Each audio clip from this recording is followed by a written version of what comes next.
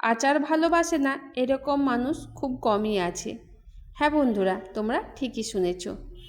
আর আজকের যে রেসিপিটা দেখতে চলেছ সেটা একটা আচারের রেসিপি।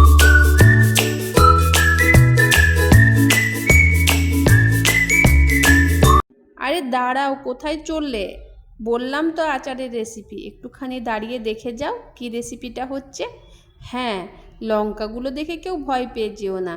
আজকে আমি বানিয়ে নিচ্ছি দুর্দান্ত স্বাদের চটজলদি ইনস্ট্যান্ট তৈরি হয়ে যায় লঙ্কার আচার। এটা তোমরা বাড়িতে যখন খুশি বানিয়ে খেতে পারবে। আচার ভালো লাগে না এরকম কম মানুষই দেখা যায়। সাধারণত আমরা কি করতাম, ছোটোবেলার সে দিনগুলোর কথা মনে পড়ে যায়।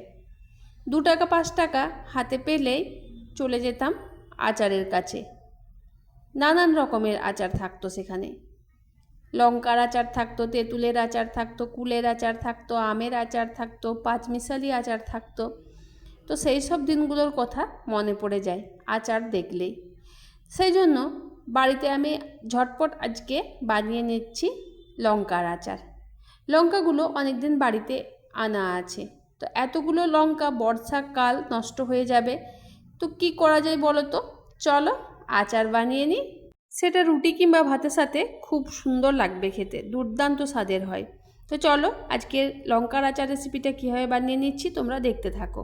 প্রথমেই লঙ্কাগুলো নিয়েছি, দেখতেই পেলে কত সতেজ লঙ্কাগুলো। তো লঙ্কাগুলোর ভালো করে ধুয়ে নিয়েছি, তারপর একটুখানি জলটা শুকিয়ে নিতে হবে। বাইরে রোদ ছিল, হাতে সময় ছিল, তাই কি করলাম, লঙ্কাগুলো খুব ভালো করে ধুয়ে নিয়ে একটুখানি রোদে রেখে দিলাম। তোমাদের হাতে যদি টাইম থাকে একটুখানি রোদে দেবে।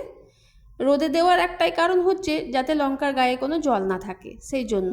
আর চাইলে তোমরা ভালো করে সুতির কাপড় দিয়ে কিন্তু লঙ্কাগুলোর পুরো মুছে নিতে পারো, যাতে জলটা শুকিয়ে যায়।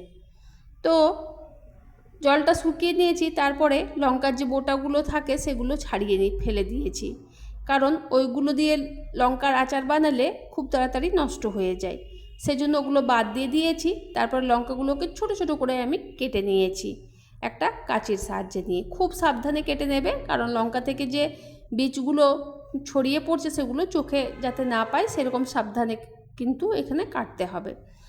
তো লঙ্কাগুলো খুব ছোটো ছোটো করে কেটে নিয়েছি। তারপর দেখো একটা কড়াই বসিয়ে দিয়েছি। কড়াইয়ে আমি দিয়ে দিলাম 2 চামচ কালো সর্ষে, দিয়ে দিলাম 1.5 চামচ মতো এখানে মৌরি, তারপর দিয়ে দিয়েছি 1.5 চামচ মতো ধনে, তারপর দিয়ে দিয়েছি 1 চামচ মতো এখানে মেথি, আর দিয়েছি 1/2 চামচ মতো কালো জিরে, আর দিয়েছি এখানে 1.5 চামচ মতো গোটা জিরে।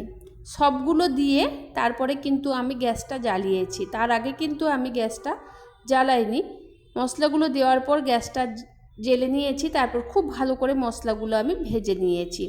ভেজে একটা পাত্রে তুলে রেখেছি। আর এদিকে আমি নিয়ে নিয়েছি 5টা মতো কাগজি লেবু, সেটা রসটা একটা আমি বাটিতে বের করে নিয়ে নিলাম। তো তোমরা এখানে নিজেদের পরিমাণ অনুযায়ী কিন্তু কাগজি লেবুর রসটা ব্যবহার করবে, যদি ভিনেগার থাকে তো ভিনেগারও ব্যবহার করবে এখানে। তারপর দেখো কড়াই বসিয়ে দিয়েছি, সেই কড়াইয়ের মধ্যে দিয়ে দিয়েছি অনেকটা পরিমাণে সর্ষের তেল।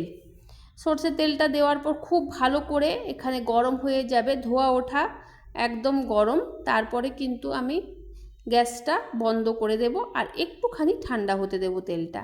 এইদিকে আমার সমস্ত মশলা যেগুলো আমি পেস্ট করে রেখেছিলাম সেগুলো দিয়ে দিলাম লঙ্কার মধ্যে।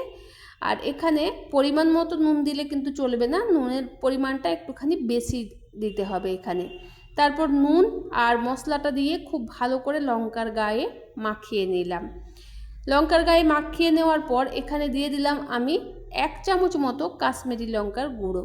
কাশ্মীরি লঙ্কার গুঁড়ো এখানে আমি বেশি ব্যবহার করব না, তাই 1 চামচ মতো এখানে আমি অ্যাড করলাম।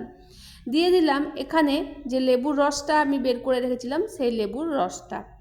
তারপরে খুব ভালো করে আবার এখানে মিশিয়ে নিচ্ছি।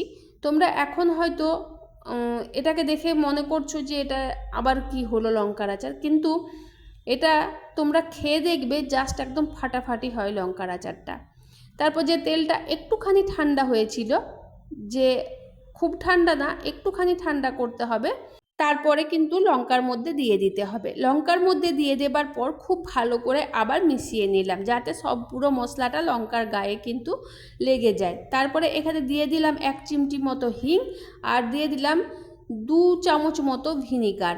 এখানে আমি ভিনিগারও অ্যাড করেছি, আর এখানে লেবুর রসও অ্যাড করেছি। ভিনিগারটা এই জন্য অ্যাড করলাম যাতে অনেক দিন ধরে ভালো থাকে লঙ্কার আচারটা, সেই জন্য কিন্তু আমি এখানে অ্যাড করেছি। তোমরাও কিন্তু এখানে ভিনিগারটা দেওয়ার চেষ্টা করবে।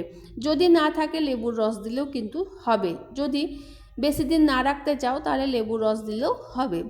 তো এখানে দেওয়ার পর খুব ভালো করে রেস্টে রেখে দিলাম কিছুক্ষণ। তারপরে দেখো এখানে আমার লঙ্কার আচার একদম পুরোপুরি পারফেক্ট রেডি হয়ে গেছে।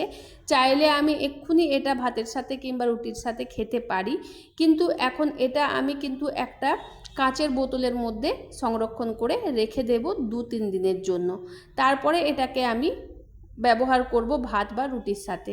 বন্ধুরা, এই রেসিপিটা কিন্তু ইনস্ট্যান্ট বানিয়ে ইনস্ট্যান্ট খাওয়া যায়, কিন্তু আমি 2 দিন এটাকে রেস্টে রাখবো। তার কারণ হলো সমস্ত রকম মশলা যাতে লঙ্কার গায়ে ভালো করে মিশে যায়, সেজন্য এটা আমি 2 দিন কিন্তু রেস্টে রেখে দেব।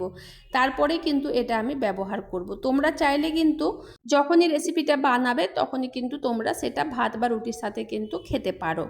তো দেখো আজকে রেসিপিটা তোমাদের কেমন লাগলো। যদি তোমাদের ভালো লেগে থাকে রেসিপির কোনো একটা অংশ, তাহলে লাইক, কমেন্ট, সাবস্ক্রাইব করে পাশে থেকো।